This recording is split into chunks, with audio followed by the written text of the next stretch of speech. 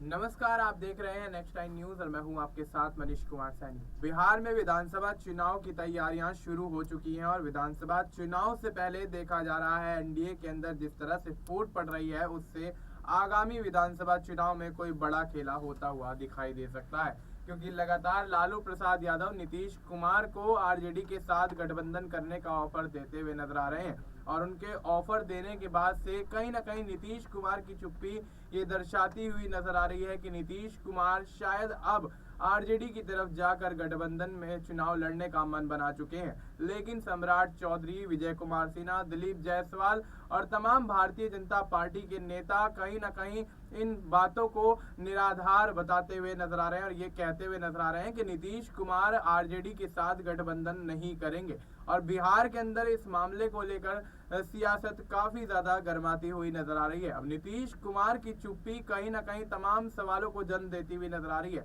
एक तरफ तो ये चर्चाएं हो रही हैं कि नीतीश कुमार आरजेडी के साथ गठबंधन में चुनाव लड़ने का मन बना चुके हैं। दूसरी तरफ ये चर्चाएं होती हुई नजर आ रही हैं कि नीतीश कुमार शायद किसी अच्छे वक्त का इंतजार कर कर आरजेडी को कोई करारा जवाब देते हुए नजर आ सकते हैं और ऐसे में आरजेडी कहीं ना कहीं मुंह की खाती हुई नजर आ सकती है। लेकिन जिस तरह की स्थिति यहाँ बनती हुई नजर आ रही है उससे यही कहा जा सकता है कि नीतीश कुमार का फैसला कहीं ना कहीं पूरे बिहार को प्रभावित करता हुआ नजर आएगा और एनडीए के साथ साथ इंडिया गठबंधन भी कहीं ना कहीं नीतीश कुमार के फैसले और जवाब से प्रभावित होता हुआ नजर आएगा। इस मामले पर पूरी तरह से चर्चा करेंगे। हमारे साथ हमारे वरिष्ठ सहयोगी अमन सर मौजूद हैं। सर, बहुत बहुत स्वागत है आपका। सर, किस तरह से देखते हैं बिहार के अंदर विधानसभा चुनाव में अभी ज्यादा समय नहीं रह गया है और ऐसे में नीतीश कुमार को लेकर लालू प्रसाद यादव का इस तरह से बयान दे देना और उसके बाद एनडीए के तमाम सहयोगी दलों का मोर्चा खोल देना क्या दर्शाता है? क्या वाकई नीतीश कुमार पलटी मारेंगे? देखिए, जाहिर सी बात है, नीतीश कुमार के बारे में जिस तरह से कहा जाता है कि वो कब क्या कर बैठे, किस तरफ करवट बदल लें, कोई नहीं कह सकता। क्योंकि आप देखिए, इसी 4-5 साल की बात करें तो इसी में 3 से 4 बार वो कभी यहाँ आते हैं, कभी वहां जाते हैं, कभी इस तरफ के मुख्यमंत्री बन जाते हैं, कभी उस तरफ के मुख्यमंत्री बन जाते हैं। लेकिन महत्वपूर्ण बात यह है कि मुख्यमंत्री नीतीश कुमार ही रहते हैं। ये उनका मैजिक है, कला है। क्योंकि कम सीटें होने के बावजूद भी आप देखिए, आरजेडी से भी अगर उनका गठबंधन रहा तब भी मुख्यमंत्री नीतीश कुमार रहे, जब बीजेपी से गठबंधन उनका रहा तब भी मुख्यमंत्री नीतीश कुमार रहे। यही वजह है कि इस बार बीजेपी के तमाम सारे नेता एक आवाज में, एक सुर में ये बात बोलते हुए नजर आ रहे हैं कि भाई बहुत हुआ नीतीश कुमार, अब जो है सीएम कह सकते हैं कि जो होना चाहिए वो अब बीजेपी की तरफ से होना चाहिए। इसके लिए तमाम जो पार्टी के लीडर हैं, चाहे विराज सिंह हैं, चाहे सम्राट चौधरी हैं, अश्विनी चौबे हैं या और तमाम लीडर्स हैं, एक सुर में ये बात कह रहे हैं कि भाई मुख्यमंत्री तो इस बार बीजेपी के पाले से ही होता हुआ नजर आएगा। अमित शाह भी ये बात कह देते हैं कि भाई तमाम जो मुख्यमंत्री को लेकर चर्चा है, कौन बनेगा मुख्यमंत्री बिहार का इस बार, वो चर्चा हम चुनाव के बाद करते हुए नजर आएंगे। यानी कि अभी से ही कहीं ना कहीं उन्होंने ये बता दिया है कि नीतीश कुमार तो कम से कम पहली पसंद नहीं है मुख्यमंत्री की, बल्कि हमारी तरफ से कुछ नाम होंगे। और अगर रिजल्ट हमारे पक्ष में आया, यानी कि बीजेपी ये सोच रही है कि अगर 100 से प्लस सीटें बीजेपी लेकर आती है तो कम से कम मुख्यमंत्री उनकी तरफ से होता हुआ नजर आएगा। ये महत्वपूर्ण बात है। आप देखिए, महाराष्ट्र का एग्जाम्पल है तो वहां पर भी बीजेपी ने यही खेल किया। जब बीजेपी को पता था 103-4 सीटें उनके पास थी, एकनाथ शिंदे टूट के जब इस तरफ आए तो उन्होंने कहा कि भाई चलिए मुख्यमंत्री एकनाथ शिंदे बनेंगे। लेकिन जैसे चुनाव होता है, चुनाव बीजेपी 130-32 सीटें लेकर आती है, वो कहती है कि भाई मुख्यमंत्री तो हमारी तरफ से होगा। तो यही खेल अब नीतीश कुमार समझते हुए नजर आ रहे हैं कि भाई अगर ऐसा होता है तो कहीं ना कहीं उनकी स्थिति कमजोर हो सकती है या फिर उनको दरकिनार किया जा सकता है। इसलिए एक अभी से माहौल डेवलप करते हुए नजर आ रहे हैं। और देखिए, जिस तरह से दिल्ली वो आते हैं, मनमोहन सिंह यादव, जो मनमोहन सिंह का जब निधन हो जाता है उनसे मिलने के लिए, उनके परिवार से मिलने के लिए वो आते हैं कि भाई मनमोहन सिंह जी बहुत बड़े देश के लीडर रहे हैं, पूर्व पीएम रहे हैं, एक बड़े इकोनॉमिक के जानकार रहे हैं, तो उनके परिवार से मिला जाए, एक संवेदना जाहिर की जाए। तो यहाँ पहुंचते हैं और यहाँ पहुंचकर भी कई कांग्रेसी लीडर के साथ में उनकी मुलाकात होती है, बातचीत होती है। लेकिन अहम बात ये रही, महत्वपूर्ण बात ये रही कि नीतीश कुमार बीजेपी के किसी नेता से नहीं मिले। यहाँ तक खबरें निकल के आई कि उनकी जो मुलाकातें थी वो अमित शाह से भी होने वाली थी, जेपी नड्डा से भी होने वाली थी। लेकिन देखने वाली बात ये हुई कि कोई भी मुलाकात होती हुई नजर नहीं आई, कोई बैठक होती हुई नजर नहीं आई, कोई मीटिंग होती हुई नजर नहीं आई और नीतीश कुमार बिना किसी से मिले बिहार वापस लौट जाते हैं। तो यही अब हर कोई कह रहा है। क्योंकि आप देखिए, कांग्रेस पार्टी की तरफ से शकील अहमद जो उनके नेता है कहते हुए नजर आ रहे हैं कि भाई नीतीश कुमार जो है कांग्रेस पार्टी के साथ आ जाए तो हम उनको एक बेहतर तरीके से आगे बढ़ाते हुए नजर आएंगे। इसके अलावा आरजेडी ये बात कह रही है कि नीतीश कुमार के दरवाजे खुले हुए। तो कुल मिलाकर ये जो स्थिति है वो नीतीश कुमार को लेकर ये बन रही है कि नीतीश कुमार का जो रुख है अब बीजेपी के खिलाफ जाता हुआ नजर आ रहा है। और ऐसे में आरजेडी हो या कांग्रेस पार्टी हो, दोनों उनको अपने साथ मिलाना चाहती हैं। इंडिया गठबंधन में दोनों पार्टियां साथ हैं और नीतीश कुमार ने ही इंडिया गठबंधन की शुरुआत की थी। तो ऐसे में अगर वो उनकी वापसी होती है तो बीजेपी के लिए बिहार में एक बहुत बड़ी कह सकते हैं मुश्किल आ जाएगी, बहुत बड़ा संकट आएगा, क्योंकि अगले दम पर बीजेपी बिहार के अंदर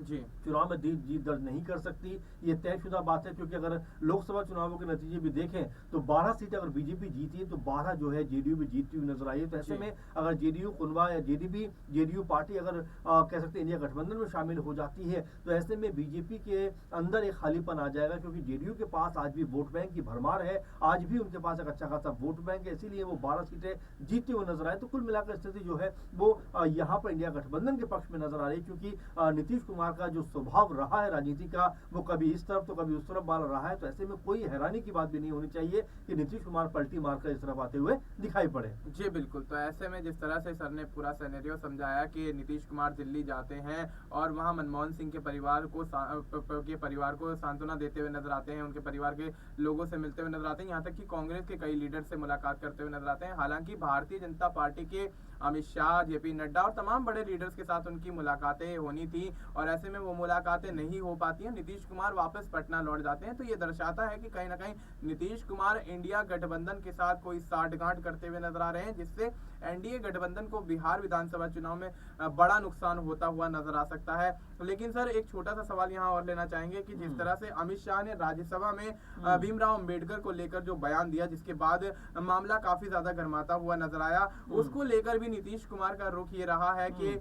दलितों को उससे प्रभाव पड़ा है और दलित वोट बैंक उनके हाथ से छिटकता हुआ नजर आएगा अगर वो भारतीय जनता पार्टी के साथ चुनाव लड़ते हैं, क्योंकि अमित शाह देश के गृह मंत्री हैं, इतने बड़े लीडर हैं, उसके बावजूद यहाँ इस तरह से राज्यसभा में उनका इस तरह से बात करना, इस तरह का बयान दे देना कहीं ना कहीं जेडीयू को कहीं ना कहीं नुकसान पहुंचाता हुआ नजर आ सकता है। शायद यही वजह है कि बिहार विधानसभा चुनाव से पहले नीतीश कुमार कहीं ना कहीं भारतीय जनता पार्टी से जो कटते हुए नजर आ रहे हैं और साथ ही ललन सिंह का समर्थन भारतीय जनता पार्टी को मिलता हुआ नजर आया। तो अब देखा जा रहा है कि ललन सिंह भी कहीं ना कहीं नीतीश कुमार से अलग थलग होते हुए नजर आ रहे हैं। तो क्या लगता है, क्या वाकई बिहार विधानसभा चुनाव से पहले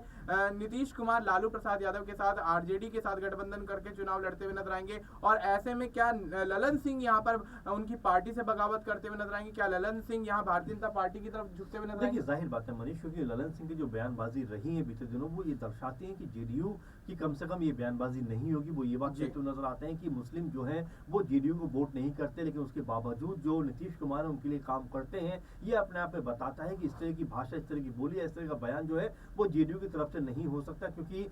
नीतीश कुमार का जो चेहरा है वो अपने आप में कह सकते हैं कि बहुत धर्मनिरपेक्षता की बात करते हैं, हमेशा हिंदू मुस्लिम को आगे बढ़ाने की बात करते हैं, लेकिन उनकी पार्टी के एक बड़े लीडर अगर इस तरह की बात करेंगे तो जाहिर बात है कि हर कोई ये मानकर चलेगा कि भाई उनकी जो विचारधारा है या उनका जो सोचने का ढंग है वो जेडीयू से अलग है। इसीलिए ये भी कहा जा रहा है कि कहीं बीजेपी के प्रभाव में वो नजर तो नहीं आ रहे, कहीं बीजेपी की जो बोली है वो बोलते हुए दिखाई तो नहीं पड़ रहे। और एक कारण इसका ये भी बताया जा रहा है कि अगर यहाँ पर नीतीश कुमार ने अगर ज्यादा उछल कूद की या ज्यादा इस तरफ से उस तरफ पहुंचे तो कहीं उनकी पार्टी पर संकट खड़ा ना हो जाए, उनकी पार्टी दोस्तों में बढ़ती हुई नजर ना आ जाए। क्योंकि हमने ढेरों एग्जाम्पल ऐसे देखे हैं जहाँ पर बीजेपी के साथ अगर कोई दल नहीं रहा है तो बीजेपी ने उनकी पार्टी को ही दोस्तों में बंटवा दिया। अब शिवसेना की बात कर सकते हैं, मजबूत गठबंधन बीजेपी के साथ में रहा, लेकिन जैसे ही वो अलग होती है बीजेपी जो है उनकी पार्टी में ही दो फाड़ करवा देती है। इसी तरह से देखा जा रहा है कि कहीं जेडीयू के साथ भी बीजेपी या इस तरह का खेल होता हुआ नजर ना आ जाए कि यहाँ पर ललन सिंह जो है वो एक धड़ा लेकर अलग हो जाए और नीतीश कुमार एक धड़ा लेकर अलग हो जाए। और कुल मिलाकर स्थिति जो बिहार में बनी हुई है, क्योंकि आने वाले 6 महीने के बाद चुनाव है, नीतीश कुमार अगर बीजेपी से दामन छुड़ाते हैं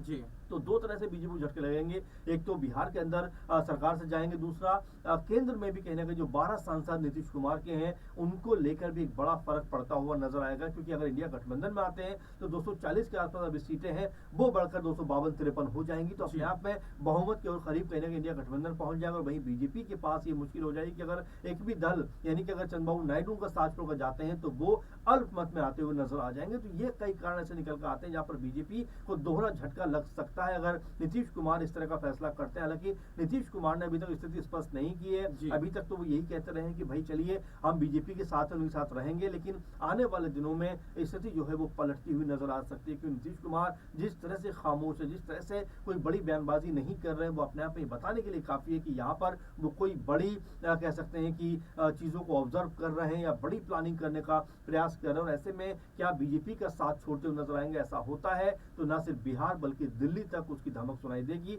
और ऐसे में बीजेपी के लिए दोहरा झटके की बात हो जाएगी कि एक तो बिहार सरकार उनके हाथ से निकल जाएगी, दूसरा दिल्ली की जो केंद्र सरकार है उसको भी झटका लगता हुआ दिखाई पड़ेगा। जी बिल्कुल, तो ऐसे में भारतीय जनता पार्टी नहीं चाहेगी कि नीतीश कुमार बिहार विधानसभा चुनाव से पहले उनसे अलग थलग हुए, लेकिन नीतीश कुमार जिस तरह के यहाँ पर तेवर दिखाते हुए नजर आ रहे हैं, जिस तरह से लालू प्रसाद यादव का